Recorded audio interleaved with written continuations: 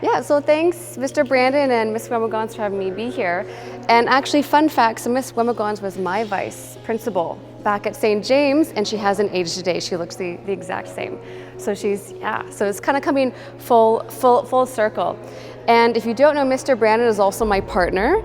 So he has arranged for me to come speak with you ladies today. And like I mentioned, I'm Miss Regional Canada, which is a national pageant. It's also a lot of female empowerment. So right here in Sudbury, if you girls are ever interested in looking at pageantry, which is not about how you look, it's all about who you are and really helping ladies embrace who you want to be. So it's a really fun 3-day event that takes place here. So I'm also in the mining industry and technology industry, and I have my own business, but today really isn't about me, it is about all of you. So we're celebrating all of you being these amazing young women in Sudbury and are now graduating into grade 7. So before I kind of get into my story and a little bit of the talk, I wanted to ask you, what do you think about female empowerment? And what does that mean to you? Or what does an empowered woman really look like? Anyone have any ideas? Yeah. Yeah, those are really good. Yeah, go ahead. Absolutely. Yeah, go ahead.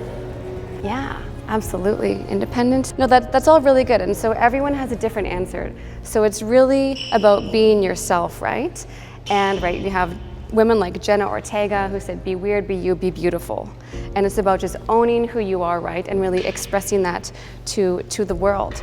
So I'll start off with my story a little bit and ask you ladies a few questions. So when I was in elementary school in St. James, we didn't really have social media. So it was such a different time. So you're growing up with social media, and that was very different for us back in the day.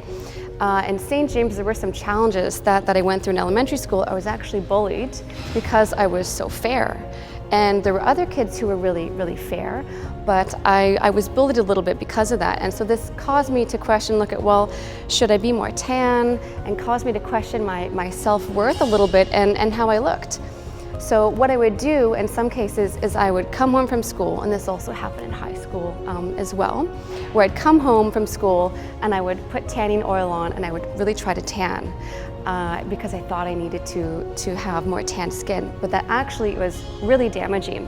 So this was kind of interesting and caused me to think about who do I want to be and coming back to self-love and really loving yourself. So in elementary school, I also felt very lost. I wasn't sure who I was, who I wanted to be, and really what I wanted to do. And this also continued throughout high school as well. So going through elementary school, going through high school, a lot of people feel lost. Have any of you maybe felt a little bit lost or not sure what you want to do? So everyone growing up absolutely feels like that. And that was one of the biggest challenges that I had, is that how do I bring my potential to the surface?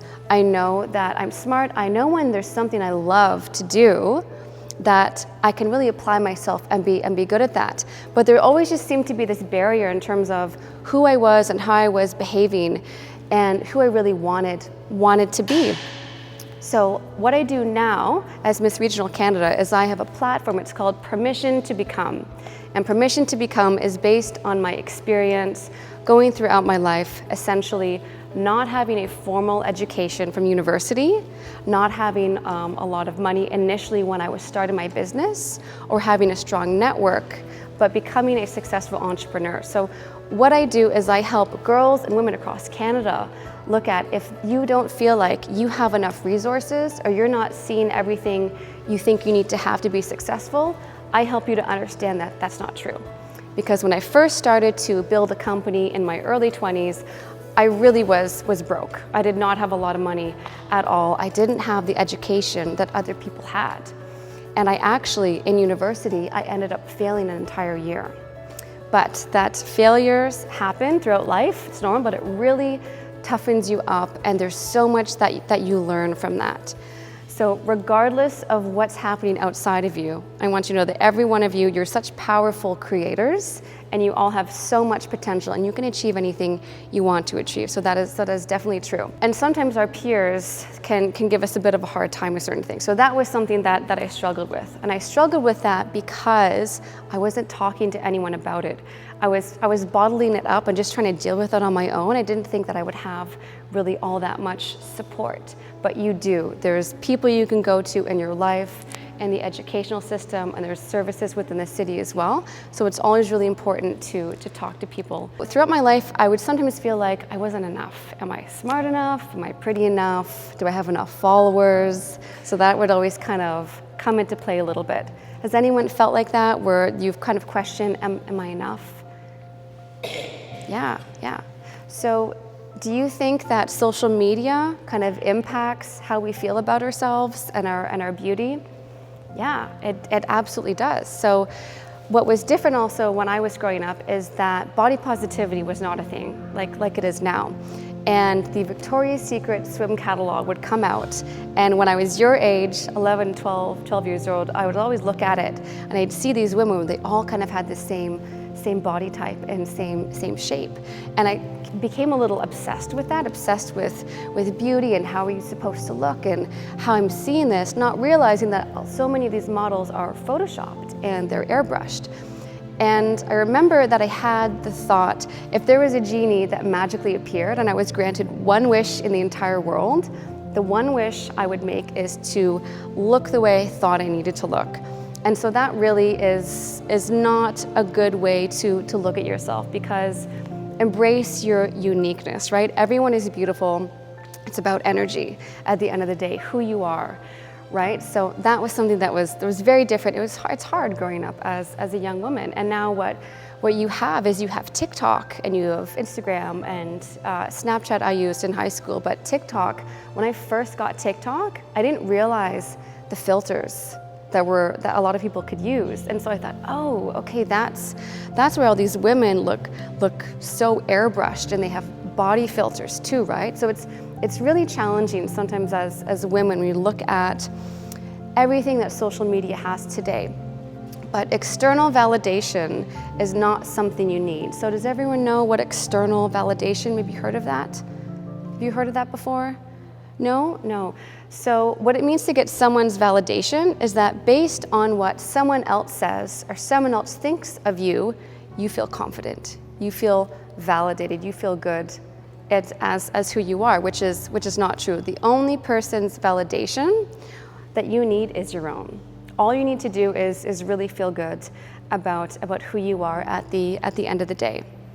So that certainly was challenging. But what really helped me throughout my life is understanding the mind, the power of the mind. And do any of you believe that thoughts turn to things, that our thoughts impact our world? Do you think that? Yeah, okay, they absolutely do. And so imagination really rules the world, right? So if you look at everything I'm wearing, all the clothes you're all wearing, this whole room, it came from someone's imagination. And I always stop and think about that, because if you can really think about how powerful that is, it makes you realize, well, how powerful am I? Because you can create anything that you want. So when it comes to kind of embracing our own self-worth, understand who you are, understand the power of your mind, and that your thoughts turn to things. And that if you feel pressures from the outside world, from friends, maybe people who aren't your friends, maybe in some cases boys, really know that no is a full sentence. And that is your power to say no. If you're uncomfortable on something, you absolutely can say no. And getting to that place of self-love and self-respect is challenging. In high school, I was bullied for something else. I was bullied for being innocent. And everyone was innocent in high school. So in grade 9, again, it was kind of confusing. It was really frustrating, and I wasn't sure how I can deal with that. I was in with some of the popular crowd, kind of mixed kids here and there, but they really would kind of bully me about that for being my happy, bubbly, innocent self. And so that also kind of got to me and caused me to question, well, do I need to do anything different? And this caused me to really think about maybe I started to make some choices that weren't really true to myself, hanging out with people who didn't respect me, who didn't treat me well, thinking that that would help, but it definitely did not. So when you're going into grade 7, grade 8, into high school, bullying is also different. Back in the day, for sure, it was very different than how it is now. You have more resources, I think, today. But just never cause anyone to make you do things that you don't want to. And that's what an empowered woman is. And Olivia Rodrigo, I like the way that she says it. She says, there's nothing more confident than a woman, a young girl who knows her self-worth. And that's so true. That's so true. So throughout high school, just always remember that. And going into university, I still felt lost. I wasn't sure, what do I want to do? What courses do I want to take? Am I supposed to have this all figured out at 17, 18 years old? And I definitely did not at all. And so for my first year university, I actually got into university having a bit of a lower than a 70 average. So I struggled throughout school a little bit, and I got into university around on a 68 average. But I couldn't take as many courses as people that had 70 and above averages. So in my second year university, this is when I was thinking, okay, I'm having a really hard time knowing what I want to do. And it's hard for me to continue focusing on my courses, because if you don't know where you're going and what you want to do, it's hard to really focus, right? It's hard. You feel like you're forcing yourself, and it's really challenging. So my second year university is when I ended up failing the entire year. And my parents paid for my university, and I thought, oh no, what am I going to do? But my mental health really was probably the lowest in my life second year university, when I was 18 years old. And what ended up happening is my body started to break down. So because I wasn't taking care of myself mentally, I actually got a rare infection, a rare disease. And that caused me to be hospitalized for a few weeks. So they were able to take care of me, and this rare disease, it almost took my life. But what that really caused me to do is think, should I think better thoughts?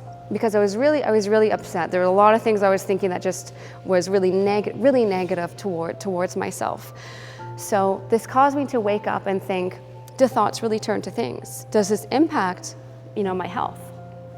And it absolutely does. And that's really what got me started on understanding the mind and understanding who we really are. And this was such an important wake-up call. So now what I get to do is I have a business, and I work in mining and technology, and there's a big mining industry right here in Sudbury. And you can fly all over the world. If anyone has an interest in traveling, there's so much opportunity really available to you. So do any of you have an idea of what you kind of want to do when you're getting into grade 7, grade 8? Do you really know what some of your passions and your interests are?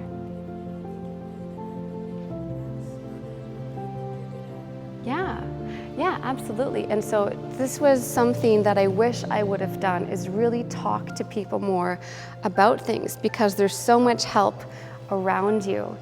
And I did find that once I really started to understand, okay, so what are some things I really like? And you can look at different subjects, right, that you're interested in. You can also go through experience and do placements and kind of go here in Sudbury to different organizations.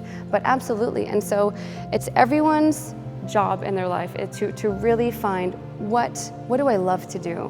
What is my passion? Because that's your uniqueness wanting to express itself.